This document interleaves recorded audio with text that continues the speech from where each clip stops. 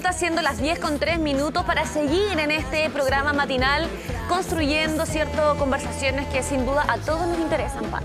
Así es, porque sin duda poder llevar temáticas relevantes desde los medios regionales y por supuesto con los actores que articulan también la región del Biobío es fundamental, y es por eso que el día de hoy tenemos a grandes invitadas, ¿cierto?, que están motivadísimas el día de hoy de contar este gran proyecto que sin duda les va a interesar. El día de hoy tenemos a la doctora Ana Sasso, coordinadora del proyecto ESAL 25 y además académica de la Facultad de Arquitectura, Construcción y Diseño y directora también de este gran proyecto acá del Gran Concepción. Situamos a la gente que la Universidad del Biobío siempre está contándonos detalles de tantas actividades interesantes que nacen justamente desde esta casa de estudios, y es por eso que también nos acompaña hoy Isidora Troncoso, quien es profesional de gestión del proyecto ESAL 25. Nos encantaría poder conocer detalles de cómo es que inicia justamente este trabajo, qué tan importante es y qué impacto tiene para la región. Bueno, el ESAL 25, que en el fondo el nombre largo no es la Estrategia de Sistemas Alimentarios Locales para el año 2025, trata de fomentar y visibilizar los sistemas alimentarios locales dentro que se vinculan con el ámbito metropolitano de Concepción, que se producen en la región. ¿Por qué es importante? En realidad tenemos unos datos de obesidad muy importantes y muy altos en la región. Tenemos un incremento de datos de inseguridad alimentaria también, y el acceso que tenemos a alimentación dentro de la ciudad está configurada por dos canales de comercialización, principalmente los supermercados, ¿no?, y las ferias libres, que restringen en muchos casos el acceso a alimentación local, sostenible, saludable y diversa, y además propia de la región. Por tanto, este proyecto apunta en muchos grandes ámbitos a poder integrar todos estos elementos y poder, en el fondo, mejorar la alimentación en la ciudad. Y en ese contexto, dentro de uno de los objetivos también que tiene el proyecto, tiene relación con la gobernanza y de articular diversos actores para poder llegar a concretar estos objetivos que ustedes tienen. Entonces, me gustaría que nos pudieran contar cuáles son los actores que están involucrados y cómo llevan a cabo este modelo de gobernanza respecto al sistema alimentario acá desde la región del Biobío. Bueno, la Universidad del Biobío, principalmente en el Centro de Estudios Territoriales Interdisciplinarios, es quien ejecuta este proyecto, que es financiado por el Ministerio de Educación, pero hemos generado alianzas, ¿cierto?, con otros actores importantes de la provincia de Concepción principalmente, que son la Asociación de Municipalidades de la región del Biobío, casi todos los municipios que son del área metropolitana también, algunos que están fuera, como Florida o Curanilahue, ¿cierto? También algunas organizaciones de la sociedad civil, como pueden ser, por ejemplo, el sindicato de Despertar Campesino de la Feria Collao, que seguramente lo pueden conocer, la Asociación de Horticultores de Boca Sur. También hemos tenido alianzas con FAO Chile, que nos han estado ahí colaborando desde el año pasado en este proyecto. Bueno, y el modelo de gobernanza en el fondo es que todos estos actores, por ejemplo, se han comprometido con este proyecto en la Carta Agroalimentaria, donde se han establecido ciertos principios y retos que en el fondo este proyecto quiere plantear y que hemos estado elaborando ahora en el diagnóstico y que ya estamos pasando a la parte de delineamiento estratégico.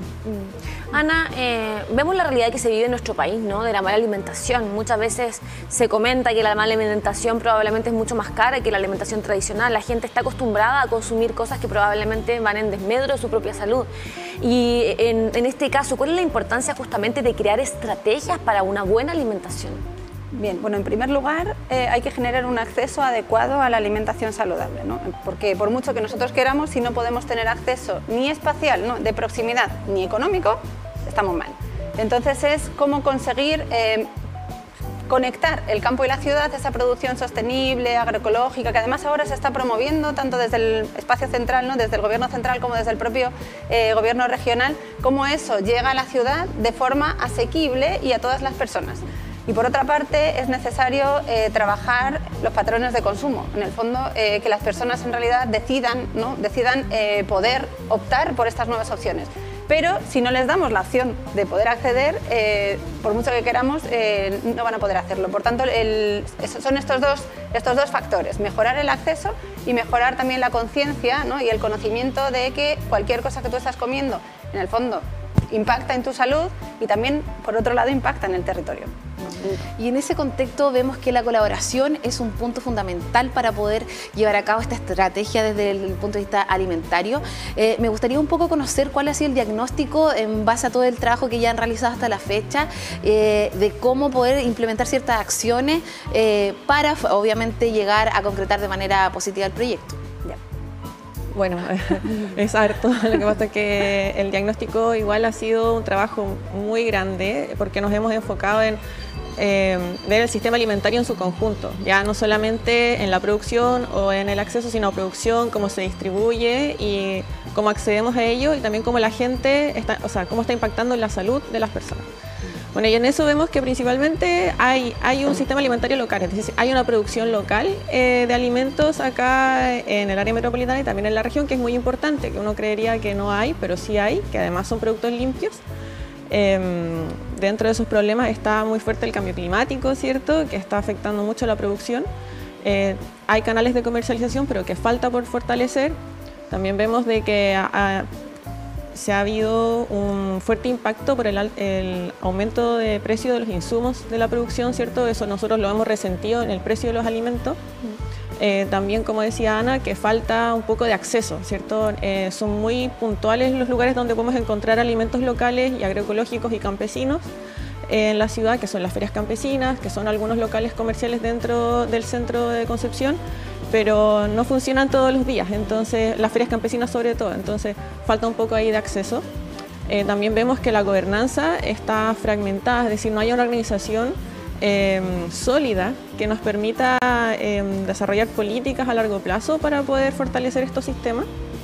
Y bueno, y lo que también es que cuál es la oferta de alimentos que encontramos, que principalmente es no saludable, ¿cierto? Podemos enseñarle mucho a la gente de que tenemos que alimentarnos de forma saludable, pero cuando tú vas a la cafetería tienes poco tiempo y resulta que está todo empaquetado, son puros alimentos con sellos, no hay alimentos frescos, poco saludables, entonces, ¿cómo vas a decidir frente a eso? Claro. No sé si Ana, una de las estrategias o unas de las estrategias importantes del proyecto tiene como objetivo visibilizar, promover y regenerar los sistemas alimentarios locales del área, sobre todo metropolitana y de Concepción. ¿Cómo se realiza de esta forma, ¿cierto?, durante este proceso y este trabajo, este objetivo que es tan importante? Bueno, en primer lugar, la visibilización, ¿no? En el fondo hay muchas cosas que están pasando, hay ferias campesinas, hay espacios en los que tú puedes acceder a alimentación local, pero hay mucha gente que no lo conoce y no lo sabe. Entonces, bueno, venir también a estos lugares y hablar de las ferias campesinas, la feria de Collao, que la mayoría de las comunas del área metropolitana tienen su feria campesina que funciona una vez a la semana, es importante, ¿no? Y que ellos mismos, ¿no?, en las propias ferias campesinas se genere este acercamiento para poder entender el impacto que tiene comprarle a esas personas y no comprar en un supermercado, por ejemplo.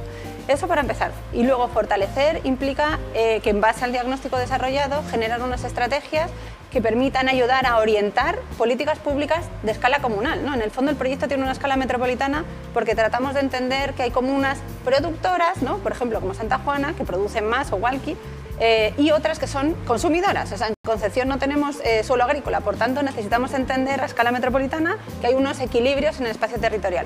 Pero el proyecto debería avanzar, ¿no?, el siguiente paso que las comunas deberían incorporar sería bajar y entender cuáles son sus potenciales para poder desarrollar sus propias políticas que mejoren en su propia identidad, ¿no?, la posibilidad de acceder y de mejorar y tener impactos en la salud. Tú hablabas de poder generar políticas públicas, ¿cierto? Y es fundamental ahí cómo se posicionan también las autoridades locales dentro de esta estrategia y dentro de este proyecto que ustedes están realizando. ¿Qué han identificado también de este trabajo con los distintos municipios para poder abordarlo de una manera más global? Bueno, creo que un marco importante que hay que destacar a nivel nacional es que hace poco salió la Estrategia Nacional de Soberanía Alimentaria para la Seguridad Alimentaria, ya que es algo innovador en nuestro país y que creo que tenemos que aprovechar. Y bueno, y los municipios yo creo que están muy al tanto de la importancia de la alimentación en las ciudades y hemos visto que hay mucha motivación por parte de ellos de participar en el proyecto, de que sus equipos participen también en nuestras actividades. Lo hemos visto también en el tema de la firma de la Carta Agroalimentaria. Y bueno, que es un tema, o sea, nos alimentamos 3 veces al día por lo menos, ¿cierto? Somos 1 millón de personas, entonces hay que empezar a preguntarse cómo alimentamos a ese 1 millón de personas todos los días, ¿cierto? Claro. Y de forma saludable. ¿Y cuál es la importancia también, Ana, de generar cercanía, de generar diálogo y generar, no sé, cercanía con temas como esto a través de seminarios, por ejemplo? ¿Cómo fue la experiencia de justamente hablar de manera virtual y presencial sobre temas que tienen que ver con esto?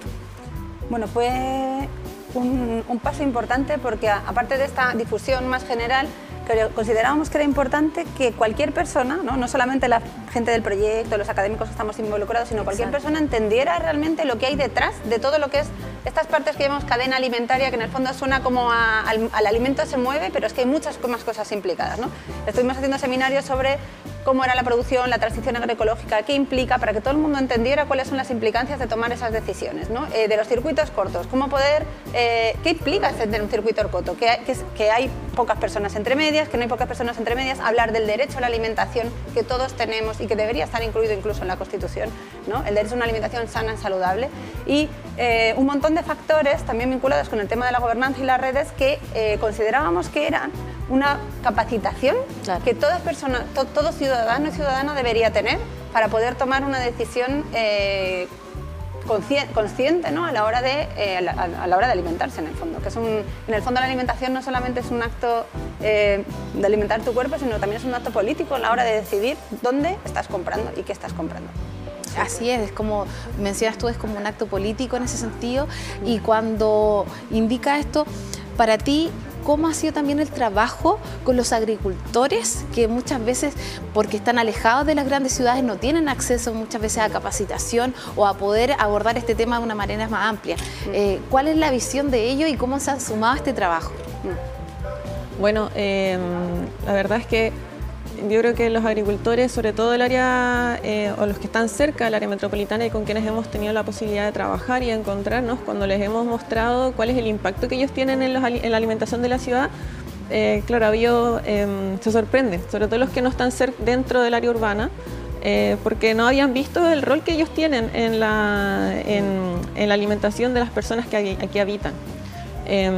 Pero, por ejemplo, hay conocimientos o saberes que ellos tienen y que son históricos, ya de producción campesina, es decir, hay muchos casos en que ellos sabían cómo hacerlo de forma natural, de producir limpio, generar sus abonos, y que resulta que se fue distorsionando un poco ese conocimiento y pasaron a otras prácticas más industriales, que generan alimentos que ocupan mucho más químicos, son modos de producción menos sustentables. Entonces había que volver a esos saberes anteriores y tratar de mezclarlos con innovaciones que son ahora de uso de energías limpias, abonos hechos por ellos y que son naturales. Entonces creo que hay una alta recepción, sobre todo de mujeres campesinas, por transicionar hacia la agroecología, y mucha motivación, ¿cierto?, por participar en estos proyectos también. Sí, hoy día dentro de lo que es la práctica, dentro de todo lo que han ido viviendo también en todo este proceso, ¿cuáles son las cosas que probablemente más complejas se ven dentro de este escenario y que probablemente estas estrategias van a intentar solucionar, ¿no?, dentro de lo que tiene que ver con la alimentación y esta desconexión también que hay por parte muchas veces de las propias personas hacia una buena alimentación? Sí, bueno, desde la perspectiva más institucional o pública, ¿no? La gran barrera es el entendimiento usual, ¿no?, segmentado y compartimentado de las políticas públicas, ¿no? En el fondo este proyecto trata de entender todo de forma integral. Estamos hablando de planificación, estamos hablando de salud, estamos hablando de fomento productivo, ¿no?, de todas las áreas en las que una comuna tiene diferentes equipos técnicos separados. Incluso también el gobierno regional, también los ministerios. Entonces, esa es la primera barrera, sentarnos a hablar, y por eso es necesario un modelo de gobernanza en el que cada uno entienda que forma parte de un proyecto más amplio en el que, bueno, cada uno tiene sus competencias, pero hay que trabajar de forma conjunta. Esa es como la principal barrera. Y luego, más a escala de trabajo, nosotros estamos ahora impulsando un proyecto, ¿no?, que en el fondo tiene una vida útil, ¿no? Es un proyecto de un convenio de desempeño de la Universidad del Biobío, financiado por el Ministerio, que tiene un cierre. Entonces, ¿cuál es la barrera o cuál es el reto? En el fondo, hacer el traspaso de mando de una estrategia a escala metropolitana para que el gobierno regional, por ejemplo, o la asociación de municipalidades siga avanzando con el proyecto, siga impulsándolo, pueda bajar realmente a las políticas públicas comunales, ¿no? Pueda impulsar y ayudar, e incluso la posibilidad también de poder escalarlo no solamente al ámbito metropolitano de Concepción, sino hablar de la región, de que toda la región tenga una estrategia, ¿no? Aunque sean diferenciadas por provincia, porque cada provincia es diferente, que impulse y que oriente hacia dónde deberían ir estos lineamientos para poder avanzar en el fomento y la visibilización y de los sistemas alimentarios y de la mejora de la alimentación de la ciudad. Muchas gracias, Ana, Isidora, por esta gran conversación que tuvimos el día de hoy, que sin duda nos deja grandes desafíos y nos enseña un poco más de la industria alimentaria y de cómo nosotros también tenemos que tener ese acto político de poder también generar una vida mucho más sustentable de manera colaborativa y, por supuesto, a través de actores tan relevantes como ustedes que hacen y posicionan este tema hoy en la región del Biobío. Sí, y bueno, gracias siempre a la Universidad del Biobío por querer formar parte de conversaciones activas que sin duda hacen comprender que desde nuestras casas de estudios son muchas las actividades enriquecedoras que ocurren gracias también a todo el trabajo de ustedes también como expertas que todos los días van esforzándose un poco más para el desarrollo, en este caso, ¿cierto?, de este proyecto tan importante para impactar nuestra región. Así que nos vemos en una nueva instancia y muchas gracias por estar con nosotros. A vosotras. Sí, muchas gracias a ustedes.